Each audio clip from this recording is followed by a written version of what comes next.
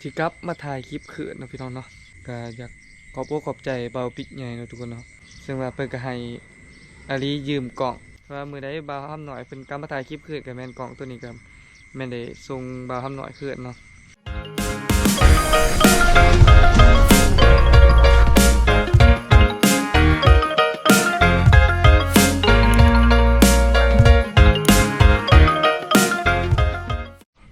โอ้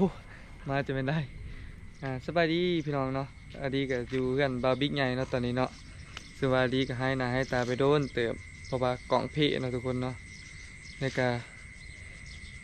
มื้อนี้ได้โอกาสได้มาถ่ายคลิปเนาะทุกคนเนาะอันนี้ก็ได้สิมื้ออันเนาะทุกคนเนาะบาร์บิ๊กใหญ่เพิ่นเนาะเฮามาหาเพิ่นตั้งแต่มื้อวานนี้เนาะซึ่งว่าเพิ่นก็ให้อาลียืมกล่องเนาะถ่ายถ่ายวิดีโอเนาะพอได้มีได้ใน YouTube เนาะทุกคนก็รู้สึกอันปลาปลื้มใจเนาะถึงว่ามาวิ่งไงเพิ่นก็ให้อาลีนี่ยืมกล่องโกโปรนี่แต่ว่ากล่องโกโปรนี่เป็นของบ่าวห้ำหน่อยเนาะเพื่อว่าใส่ถ่ายคลิปแต่ว่าบ่าวห้ำหน่อยเป็นบ่ค่อยได้ถ่ายแล้วบ่าวบิ๊กก็ได้เอาให้อาลีนี่ถ่ายเนาะทุกคนแต่ว่ากล่องอาลีนี่เพ่เนาะทุกคนเนาะมันเพ่แต่โดนๆอะตั้งแต่เดือนสองเนาะทุกคนเนาะแต่เดือนสองพูนว่าบริทายมาเลยพี่น้องเลยก็อยากขอบอกขอบใจเบาปิกใหญ่เนาะทุกคนเนาะเพราะว่านี่เพิ่นก็เนาะบ่อยากรบกวนเพิ่นมาหาเพิ่นตั้งแต่เมื่อวานพุ่นแหละเนาะก็อันที่กลับมาถ่ายคลิปคืนเนาะพี่น้องเนาะจังว่าอาลีนี่เฮ็ดหยังแหน่ช่วงที่บ่ได้ถ่ายคลิปนี่ถือว่าอาลีก็หากินน้ำ TikTok เนาะทุกคนแล้วก็สักลายน้ำสักลายก็บ่ได้ไลฟ์ปานนั้นเนาะลูกค้าก็บ่ค่อยมีแต่ว่าก็ได้น้ำ TikTok บัดนี้ได้มันก็น้อยเนาะบ่บิ๊กเพิ่นก็รู้ต้นเนาะเพิ่นก็ได้ว่าสิให้กล้องให้ยืมไปถ่ายเนาะเพราะว่ามื้อใดบ่าวห้ำหน่อยเพิ่นกลับมาถ่ายคลิปคืนก็แม่นกล้องตัวนี้ก็แม่นได้ส่งบ่าวห้ำหน่อยคืนเนาะจังได๋ก็อยากขอบใจบ่าวบิ๊กใหญ่หลายๆเนาะแต่ว่าบิ๊กใหญ่นี่เป็นคนบอกขี้ทีความรู้เด้อทุกคนเด้อเพิ่นนิสัยเพิ่นดีตั้งแต่เพิ่นค่อยมักคำหนึ่งที่เพิ่นเว้าเนาะทุกคนเนาะซึ่งว่าถือว่าเป็นไอดอลเด้อเพิ่นจะเว้าว่าทุกอย่างมันเป็นคอนเทนต์ได้เนาะนับตั้งแต่เฮาลุกขึ้นย่างออกเครื่องนี่ก็เป็นคอนเทนต์ได้เบิดเนาะให้คิดง่ายๆบ่ต้องคิดยากคิดหลายเนาะคอนเทนต์นี่มัน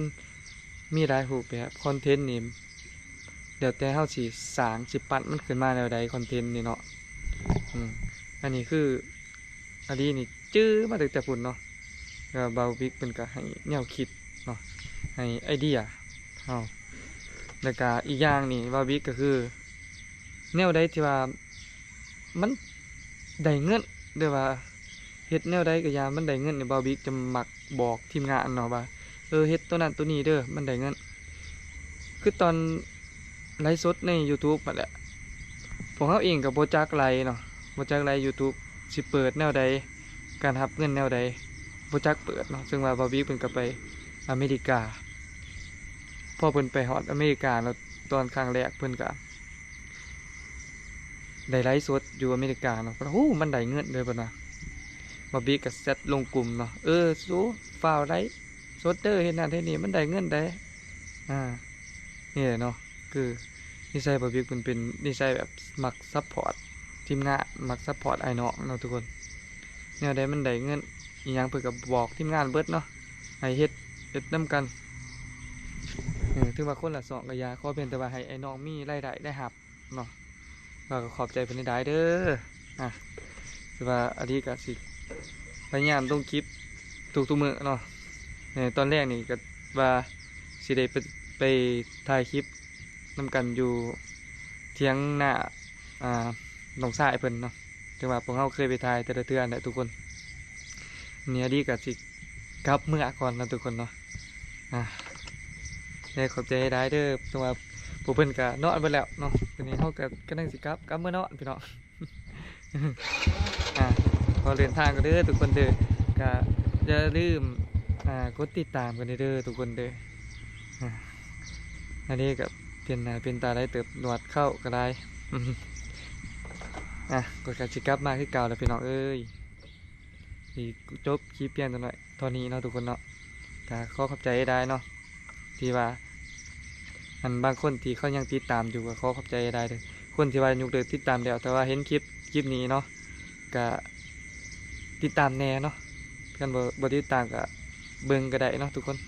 ขอบใจได้หลายๆเด้อบ๊ายบาย